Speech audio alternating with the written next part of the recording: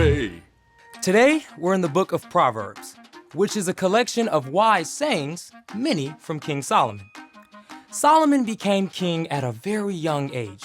He was worried about leading an entire nation with so little experience. One night, God spoke in a dream and told Solomon that he could have any gift he wanted. Now, Solomon could have asked for money or power, But instead, Solomon asked God for wisdom so he could be the best leader for his people. God listened and honored Solomon by making him the wisest man on earth. Many of the things Solomon learned and said were collected, along with other wisdom. The sayings, called Proverbs, are short sentences or stories that help people make wise decisions in their everyday lives. Which is where our story starts. Take it away. Hey everyone, I'm Brian. That was 4 words right there in case you're counting. Oh, and another 10. Did you know the average person speaks between 6,000 and 16,000 words every single day? Blah, blah, blah, blah. Sounds exhausting, huh? But we speak all that word soup without even thinking about it. And to top it off, you probably have around 7,000 to 10,000 words in your vocabulary to choose from every time you open your mouth.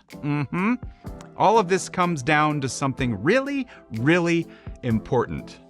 You ready for this? Words are like a superpower. I'm serious. We can read about it in one of the wise proverbs that Solomon collected. The words of thoughtless people cut like swords, but the tongue of wise people brings healing. Did you hear that? The words of thoughtless people cut like swords, but the tongue of wise people brings healing. Every single time you open your mouth, you have the power to do this. Or this. What you say is so powerful that it can cut somebody deeply or help them heal. Think about this. You've probably skinned your knee before. Ouch. But once your knee healed up, have you thought about it that much? Nah, probably not. It's all good. Now, has anybody ever made fun of you? Those words can cut really, really, really deep. You may not be able to see any wound, but it's there. And this kind of hurt doesn't heal easily. Even if it happened a long time ago, I bet you still think about it sometimes. Mean words can still hurt all this time later. The words of a thoughtless person cut like swords. We don't usually mean to hurt others with our words, but we just don't think first. Thoughtless words come in all kinds of shapes and sizes. You know thoughtless words when you hear them. Wow, I can't believe you can't tie your own shoelaces. No one wants to play with you. Oh, you're really bad at math. You've probably been hurt by some words like those, and you've probably said some of those things too. That's why before you say anything, it's wise to do this first. Stop. That's better. Before you speak, stop. Think first, even if it's for half a second.